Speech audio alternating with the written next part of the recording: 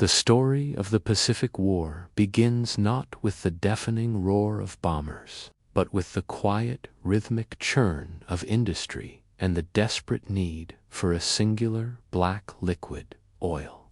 In the early 20th century, the Imperial Japanese Navy was an undeniable marvel of human engineering and sheer, terrifying ambition. They had constructed a fleet designed to dominate the Pacific, a floating empire of dreadnoughts, aircraft carriers, and cruisers.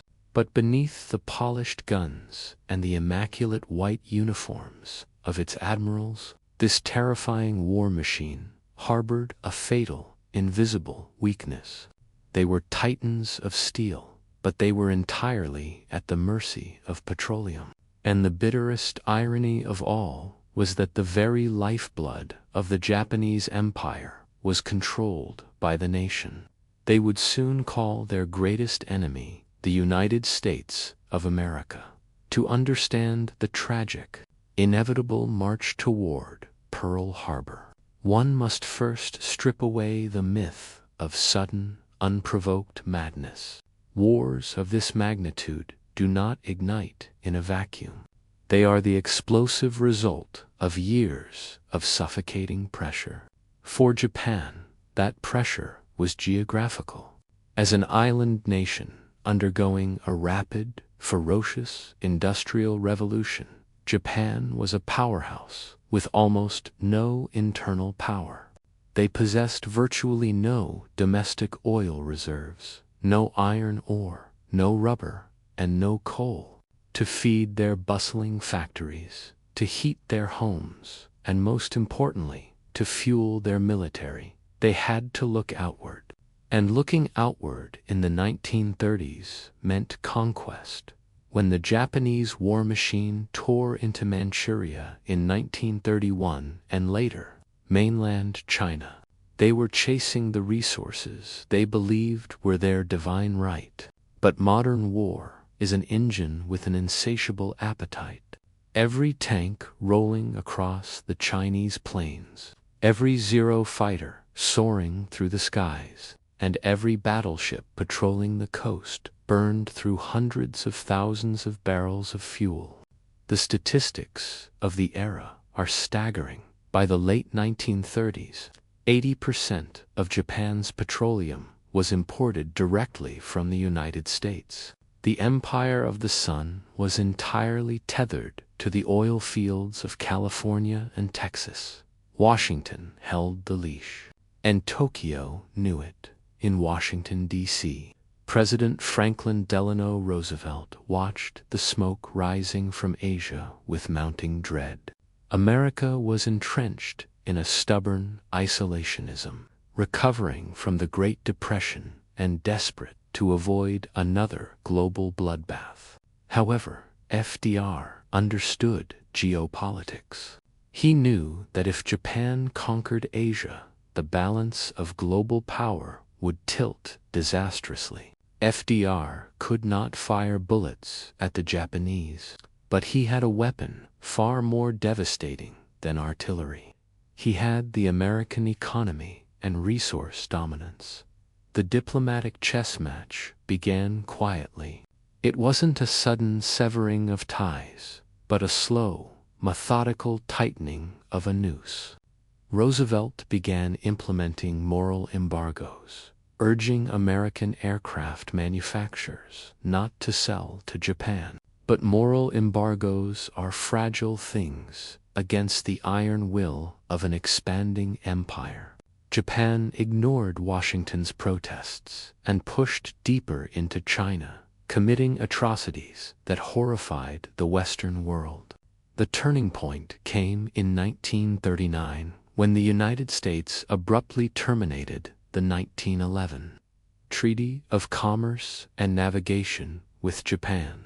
It was a diplomatic earthquake that shattered the foundation of Japanese-American trade, removing all legal obstacles to an outright embargo.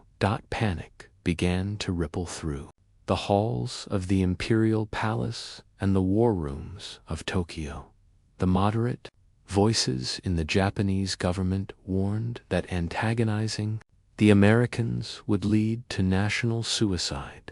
But these voices were systematically silenced by the radical militarists of the Imperial Army. Men like Hideki Tojo believed that yielding to American economic pressure was a fate worse than destruction. They viewed U.S. diplomatic demands, specifically the demand that Japan withdraw completely from China, as a direct insult to the emperor and the honor of the nation. In the summer of 1941, Japan made a fatal miscalculation, seeking to secure a staging ground to eventually strike the resource-rich Dutch East Indies. Japanese troops poured into southern French Indochina. They assumed America would simply send another angry diplomatic note. They were wrong. On July 25, 1941, Roosevelt struck the decisive blow. He didn't declare war or launch a fleet. He picked up a pen and signed an executive order freezing all Japanese assets in the United States. Overnight, Japan's ability to purchase American oil evaporated. Great Britain and the Dutch government in exile immediately followed suit. The effect was instantaneous and apocalyptic for the Japanese war machine. Japan was essentially blockaded without a single shot being fired. The Imperial Navy was suddenly transformed into a colossal, floating collection of scrap metal with an expiration date. The clock had started ticking, and there was no turning back. When the American oil embargo hit in July 1941, the reaction in Tokyo was not just anger, it was a profound existential terror. The Imperial Japanese Navy initiated an immediate, frantic audit of their petroleum reserves. The numbers they presented to the Supreme War Council were nothing short of a death sentence for the empire. Even if the military suspended all operations and the civilian population was pushed to the absolute brink of starvation and freezing, the country had perhaps 2 years of oil left. If the war in China continued, the Navy calculated they had exactly 12 to 18 months before every ship, every plane, and every tank ground to a permanent, humiliating halt. The Japanese leadership found themselves trapped in a corner of their own making. To get the oil flowing again, Washington demanded a complete withdrawal from China. To the Japanese military, who had sacrificed hundreds of thousands of soldiers and staked the nation's divine honor on the conquest of Asia, this was physically impossible. It meant capitulation and admitting defeat to the Western powers. General Hideki Tojo flatly refused to let the empire bow. But if they did not bow, they would run out of fuel, and the paralysis of the fleet would mean the end of Japan as a great power. The solution they forged in desperation was as audacious as it was terrifying. If America would not sell them oil, Japan decided they would have to take it by force. 3,000 miles to the south lay the Dutch East Indies, holding some of the richest petroleum reserves on the planet. Capturing the Indies would secure the empire's energy independence for generations. However, a massive steel wall stood between Japan and the southern oil fields. If the Imperial Navy sailed south, their flank would be entirely exposed to the United States Pacific Fleet, which President Roosevelt had provocatively moved from California to Pearl Harbor, Hawaii. Enter Admiral Yamamoto, Commander-in-Chief of the combined fleet, a brilliant strategist who had studied at Harvard. Yamamoto knew the sheer industrial terror of the United States. He knew that in a protracted war, America's factories would drown Japan in steel and fire. Although he fiercely opposed war with the U.S., the embargo made it inevitable. Yamamoto devised a gambler's strategy. To take the southern oil fields, they had to simultaneously cripple the American fleet in a single, devastating preemptive strike. They needed to buy themselves 6 months to a year of free rein in the Pacific to conquer the oil, build a defensive perimeter, and hope America would sue for peace rather than fight a bloody war across the ocean. The irony of this plan was haunting. The massive armada that sailed toward Hawaii in the freezing weeks of late 1941 was burning the very fuel they were going to war to replace. Every mile they crossed in the dark waters of the northern Pacific drained their irreplaceable reserves. They were sailing on borrowed time.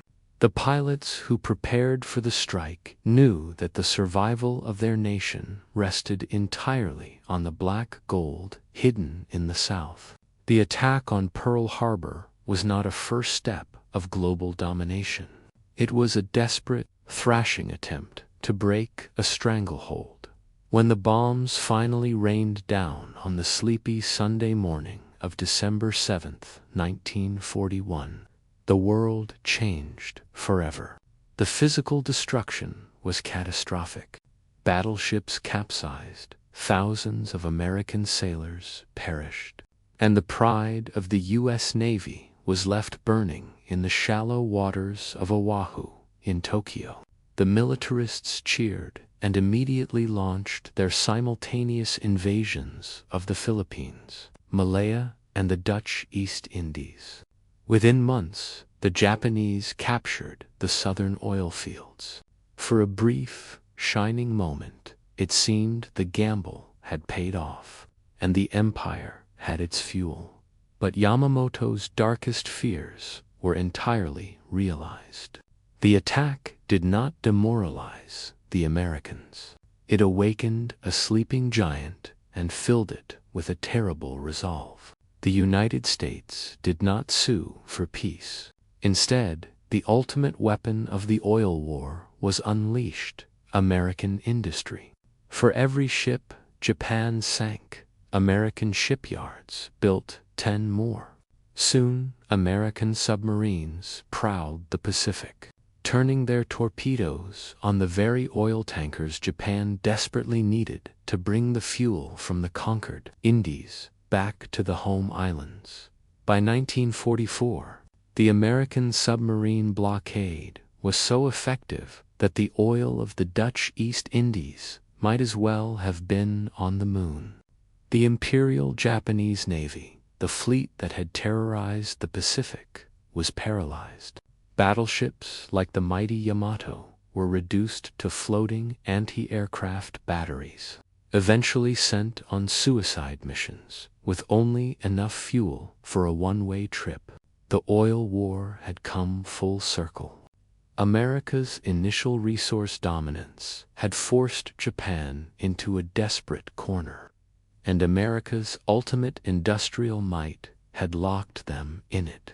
The story of the Pacific War is often told in terms of carriers and atomic bombs, but the true architect of the conflict was hidden beneath the earth.